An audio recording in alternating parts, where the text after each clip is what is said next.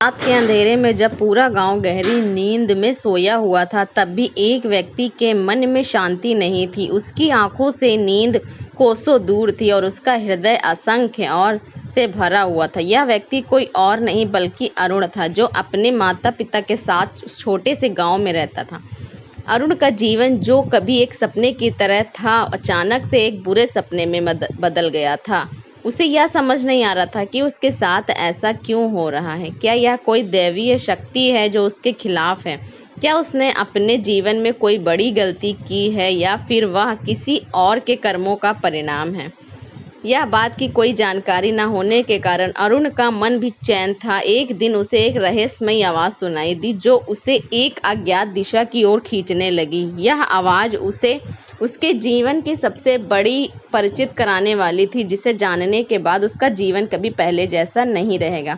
यह कहानी सिर्फ अरुण की नहीं है, बल्कि उन सभी लोगों की है जो कर्म और भाग्य के चक्रव्यूह में फंसे हैं। यह कहानी हमें उस आदर्श शक्ति की याद दिलाती है जो हर कदम पर हमारे साथ चलती है। हमारे कर्मों की शक्ति। गांव की गलियों में अरुण का नाम सबकी जुबान पर था। यह केवल एक साधारण युवक नहीं था, बल्कि अपनी नेक दिली और परिश्रम के लिए प्रसिद्ध था। लोग उसकी प्रशंसा करते नहीं थकते थे, परंतु जिस परिवार में जिसका जन्म हुआ था, उसकी सच्चाई बहुत कम लोग जानते थे। उसके माता पिता, जो बाहर से दिखने में सरल और सादगीपूर्ण थे, अंदर से पूरी तरह से अलग थे। अरुण की माँ एक लालची और स्वार्थी महिला थी। उसे केवल अपने सुख सुविधाओं की चिंता रहती थी। वही उसके पिता एक कठोर और निर्दयी व्यक्ति थे, जिसने अपने जीवन में कई गलतियां की थी। इन दोनों ने अपने जीवन के हर मोड़ पर दूसरों का शोषण किया और स्वार्थ के लिए कई निर्दोष लोगों की जिंदगी तबाह कर दी थी। उनके कर्मों का हिस्सा कोई नहीं जानता था, परंतु अब समय आ चुका था कि उनके कर्मों का फल अरुण के जीवन में प्रकट हो। अरुण के पिता ने एक समय में गांव में एक निर्धन किसान को धोखा देकर उसकी जमीन हड़प लगी थी। वह किसान अपनी मेहनत से उस जमीन पर फसल उगाता था और उसी से अपने परिवार का पालन पोषण करता था। लेकिन एक दिन अरुण के पिता ने उसे किसान को एक जमीनी कॉन्ट्रैक्ट पर धोखे से हस्ताक्षर करवा दिए, जिसके बाद उसकी जमीन उनके हाथों में आ गई। वह किसान अपनी जमीन खोकर बर्बाद हो गया। उसके परिवार को भूखे मरने की नौबत आ गई। अपने आखिरी समय में किसान ने अरुण के पिता को शाप दिया, तुमने जो पाप किए हैं उसका फल तुम्हारी संतान को भोगना पड़ेगा। तुम्हारा बेटा तुम्हारे बुरे कर्मों का परिणाम भुगतेगा। अरुण के पिता ने उस किसान की बातों को हंसी में टाल दिया, लेकिन वह यह नहीं जानता था कि इस शाप का असर कितना गहरा होगा। समय बीतता गया और अरुण बड़ा हुआ।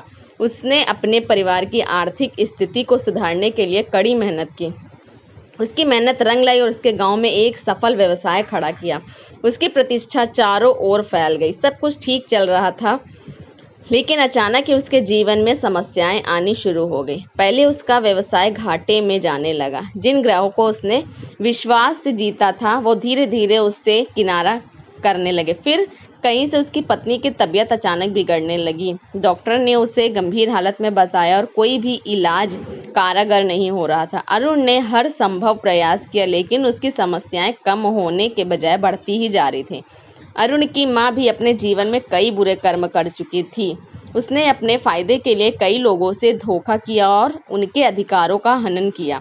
एक बार उसने एक विधवा महिला को उसके घर से बाहर निकाल दिया था, क्योंकि वह महिला उसे समय पर किराया नहीं दे पा रही थी। उस महिला के आंसू और उसकी पीड़ा ने अरुण की माँ को दिल को भी कभी नहीं छुआ। उस महिला ने अरुण की माँ को बदला, तुम्हारी संतान कभी सुखी नहीं रह पाएगी। उसके जीवन में हमेशा दुखों का साया रहेगा।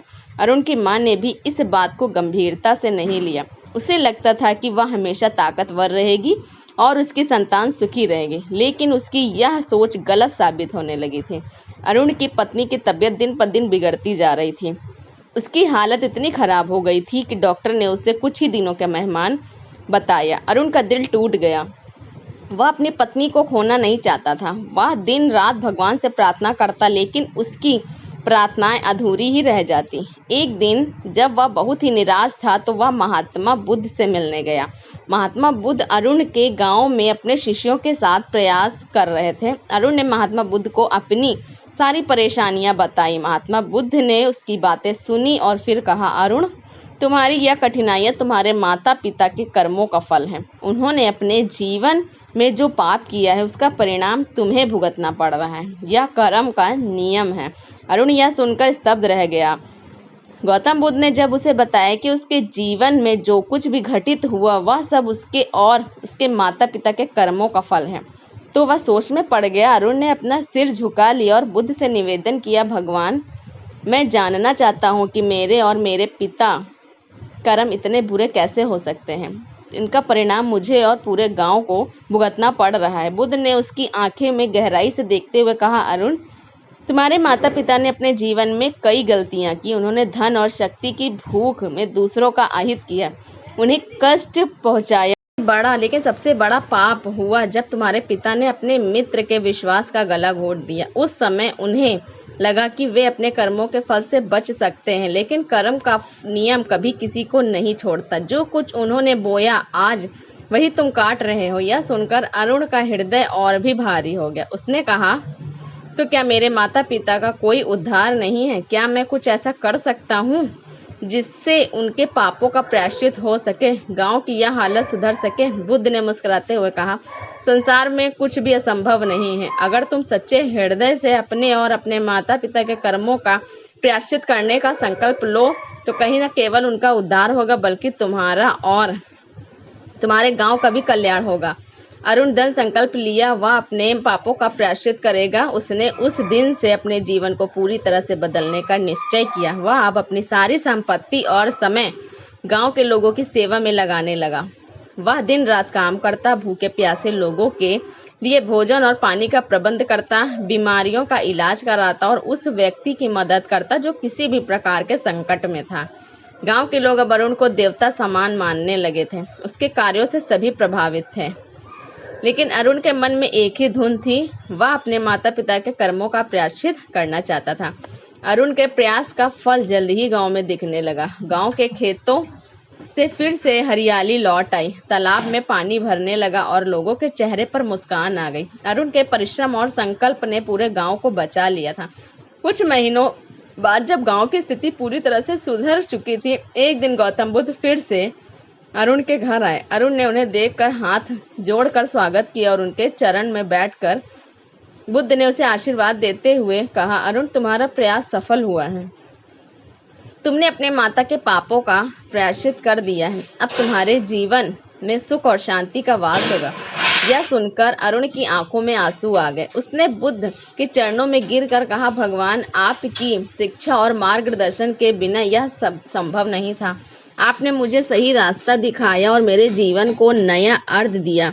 मुस्कुराते हुए कहा, याद रखो अरुण, कर्म का फल अटल होता है। अच्छे कर्मों का फल सदैव अच्छा होता है और बुरे कर्मों का फल बुरा। इसलिए हमेशा अपने कर्मों का ध्यान रखो और सदा सत्य और धर्म के मार्ग पर चलो। गौतम बुद्ध के आशीर्वाद के बाद अरुण के जीवन में सुख शांति का प्रवेश हुआ। उसने अपने शेष जीवन को गांव और समाज की सेवा में समर्पित कर दिया।